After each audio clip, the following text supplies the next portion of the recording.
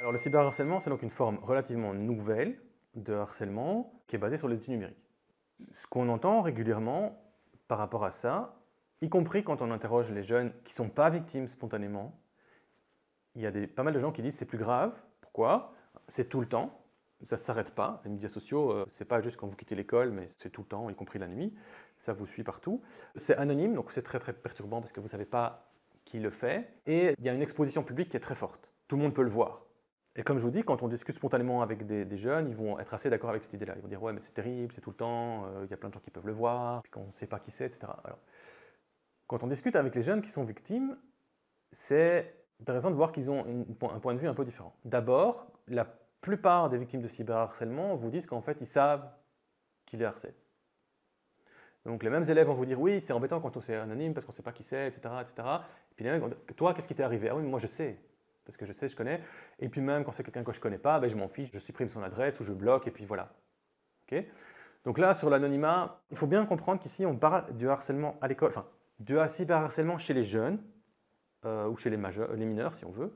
Ce n'est pas la même chose que le cyberharcèlement qu'on va retrouver dans la vie adulte, notamment vis-à-vis de journalistes, vis-à-vis d'hommes politiques, vis-à-vis d'activistes, vis-à-vis d'influenceurs ou d'influenceuses, où là on a vraiment un phénomène de meute, de gens que cette personne ne connaît ni d'Ève ni d'Adam, et qui lui tombent dessus via les réseaux sociaux, en groupe, de façon super massive. Okay. On est très très peu dans ces configurations-là quand on est chez les enfants ou les ados, surtout les ados, parce que les enfants sont un peu protégés, parce qu'ils sont un peu moins présents pour l'instant sur les réseaux sociaux. Donc voilà, il faut bien comprendre qu'on ne parle pas de la même chose quand une journaliste ou une femme politique vous parle de cyberharcèlement que quand une jeune de 16 ans vous parle de cyberharcèlement. Quand on regarde les conséquences, on a deux types d'études. On a des études où on a interrogé des jeunes qui avaient vécu les deux. Donc ils ont été harcelés en ligne et ils ont été harcelés dans la vraie vie. Et on peut leur demander, tiens, qu'est-ce que ça t'a fait? Qu'est-ce qui était le pire pour toi? Et ces jeunes-là, ce qu'ils nous disent, bon, ils ne sont pas tous d'accord, ils ont des vécus différents, mais la majorité nous disent, en fait, c'était pire en face à face. Parce qu'en ligne, je savais comment faire, j'avais des solutions techniques pour me protéger. Au pire, je me déconnectais, au moins pendant un temps pour un peu respirer. Et ils nous disaient surtout, ben, en fait, en face à face, c'est terrible, parce que vous voyez le non-verbal, le physique, il y a aussi la présence physique de l'autre. Ils ont eu plus peur en présentiel, en face à face. Ils ont senti une menace physique. Ils ont vu les expressions de mépris ou de haine dans le regard ou dans le visage des autres. Par rapport à l'exposition, ils trouvent ça pire en fait, en vrai, que les autres autour aient vu ce qui se passait et n'aient pas réagi, voire que même des gens qui croyaient qu'ils étaient leurs amis étaient là et ne sont pas intervenus, que de se dire qu'il y a des likes ou des trucs partagés en ligne. Ils ont plus difficile à vivre finalement cette forme de rejet social ou de stigmatisation sociale en vrai qu'en ligne. Et donc, voilà, eux nous disent plutôt c'est pire en vrai qu'en ligne. Et ça déconstruit un peu les idées que j'ai évoquées juste avant sur l'importance du cyberharcèlement. Et alors, on a des études où on a pris des mesures, où les jeunes nous racontent ce qui leur est arrivé, et puis on voit ce que ça donne dans le temps sur, par exemple, la dépression ou la santé mentale. Et qu'est-ce qu'on constate à ce moment-là? C'est qu'en fait, non, c'est bien aussi, c'est cohérent avec ce que les jeunes nous disent dans les entretiens, c'est bien le harcèlement en face à face qui a le plus d'impact, ou alors c'est quand le cyberharcèlement est combiné avec du face à face qu'il a vraiment de l'impact. Mais quand il n'y a que du cyberharcèlement, ça a l'air d'avoir moins d'impact. Et ce qui est vraiment intéressant, et ça c'est très très convergent dans toute une série d'études, c'est qu'il y a un recouvrement très très fort. En fait, c'est rare qu'il n'y ait que du cyberharcèlement. Il y a toute une série d'experts qui disent en fait c'est une forme en plus de harcèlement qui s'est développée, dont il faut tenir compte, mais qui n'est pas à faire à part. Les études montrent aussi les antécédents ou les prédicteurs, les facteurs de risque pour le cyberharcèlement sont les mêmes que pour le harcèlement, mais globalement on est vraiment dans une continuité du phénomène qui se ressemble très fort, et donc pour moi il ne faut pas isoler le cyberharcèlement du reste, et donc ça n'a pas de sens non plus de faire de la prévention que du cyberharcèlement. En fait, il y a beaucoup plus de harcèlement en face à face que de cyberharcèlement. Ça aussi, les études sont hyper convergentes. Et donc, le problème numéro 1 de nos jeunes, c'est du harcèlement en face à face. Et donc, s'attaquer que au cyberharcèlement, pour moi, c'est une hérésie. C'est nier complètement la réalité des jeunes. L'expérience des jeunes, c'est aussi, et d'abord, du harcèlement face à face.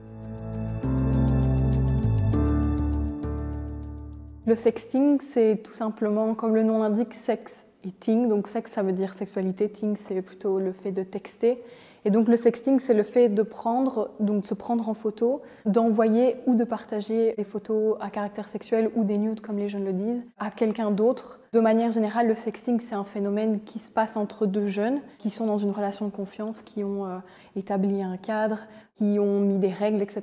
Et donc le sexting, ça se passe plus ou moins bien dans la majorité des cas. On entend beaucoup parler du sexting, mais le sexting, c'est pas quelque chose que tous les jeunes le font. Certains le font, c'est quelque chose qui fait partie de leur développement sexuel, donc c'est quelque chose de normal.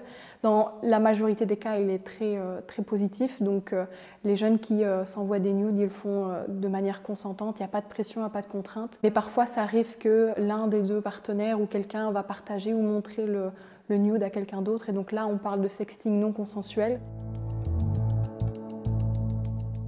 C'est une pratique qui est normale et naturelle, donc c'est un peu difficile d'établir des chiffres par rapport aux jeunes qui le font, parce que dans la plupart des cas, les études, elles sont faites en format questionnaire. Et donc il y a par exemple l'étude de Génération 2020 qui a quand même pu poser un peu un cadre. Et donc il y a plus ou moins 15% des jeunes qui vont se photographier et l'envoyer à quelqu'un d'autre. 15%, c'est pas beaucoup comparé à ce qu'on peut entendre et imaginer. Donc c'est quelque chose qui se fait, qui reste plutôt positif. Dans la majorité des cas, ça se passe plutôt bien. Et c'est pas tous les jeunes qui le font. Le sexting peut avoir plein de conséquences. Il y a bien sûr les conséquences psychologiques. Ça peut être assez traumatisant pour un jeune de se retrouver sur Internet. Il y a du repli social, etc. Mais je crois que l'une des particularités du sexting, c'est que c'est quelque chose qui se retrouve sur Internet. Les nouvelles technologies vont extrêmement vite. On n'a plus de contrôle.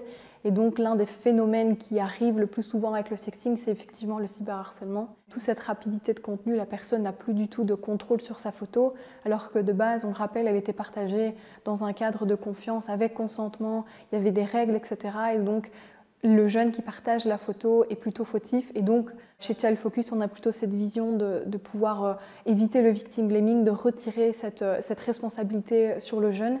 Parce que quoi qu'on dise et quoi qu'on fasse, les jeunes sextent. C'est quelque chose qui est normal, qui fait partie de leur développement, de leur sexualité. C'est absolument OK. Et d'ailleurs, il y a aussi des adultes qui le font. Donc, c'est éviter de pointer du doigt la victime et plutôt remettre la responsabilité là où elle doit mettre, c'est-à-dire le jeune qui a brisé la relation de confiance, qui a brisé les règles et qui a partagé cette photo-là sans le consentement du jeune représenté sur la photo. Donc, ce qu'on conseille aux jeunes, c'est tout d'abord de ne pas rester seul avec ça, donc d'essayer d'en parler à une personne de confiance, à un adulte, un parent, un proche, un professeur, ça peut être la direction, etc. Et du coup, avec l'adulte, c'est d'essayer de voir qu'est-ce qu'on peut faire. Le jeune peut contacter les personnes qui partagent la photo sur les différents sites, demander d'enlever la photo.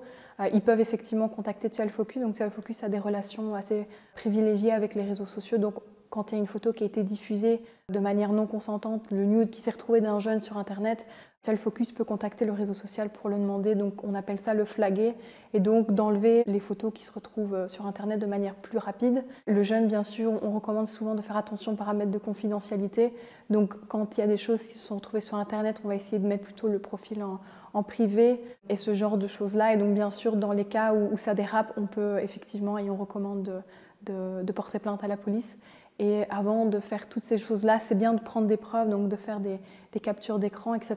Et donc, ce qu'on recommande aussi, c'est qu'avant de bloquer ces personnes-là, il faut prendre des captures d'écran parce que certains réseaux sociaux vont masquer les conversations, elles vont disparaître. Et donc, toutes les preuves s'en vont. Donc, il faut faire attention à d'abord prendre des captures d'écran de tout, puis de bloquer la personne, en parler à une personne de confiance et aller porter plainte à la police.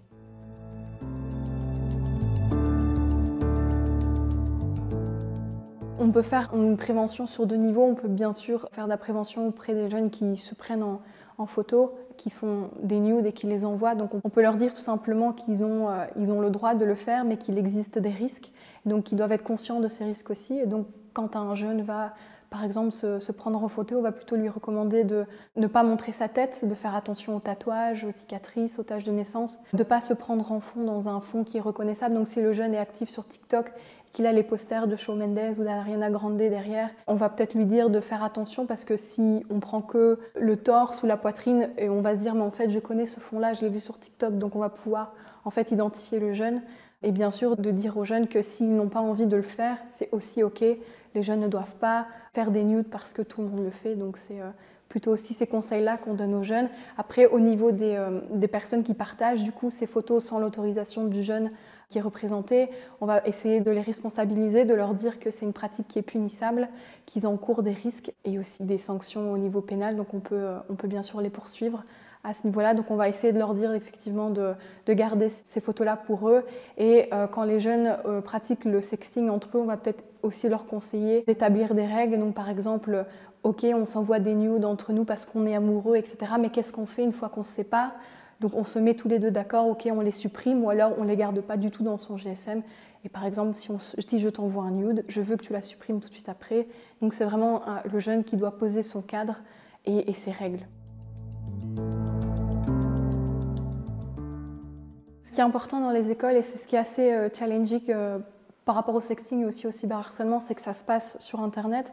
Du coup, il y a souvent ce contraste entre c'est pas à l'école, donc c'est pas notre core business, ça nous concerne pas, sauf qu'on est tous bien d'accord que le cyberharcèlement finit toujours par arriver en quelque sorte dans un cours de récré, et le sexting aussi qui devient problématique. Donc du coup, ce qu'on conseille, c'est d'une part de former l'équipe enseignante à tout ce qui est nouvelles technologies, à la sécurité en ligne, au phénomène du sexting par exemple.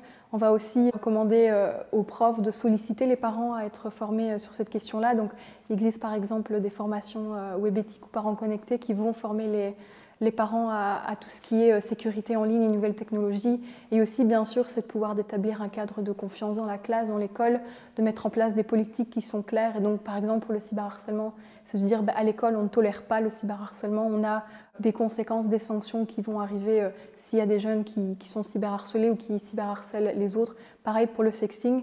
Après chez Child Focus, on a beaucoup développé des outils de prévention comme par exemple sexto.be, qui est un outil qui traite du sexting en ligne et des stéréotypes de genre.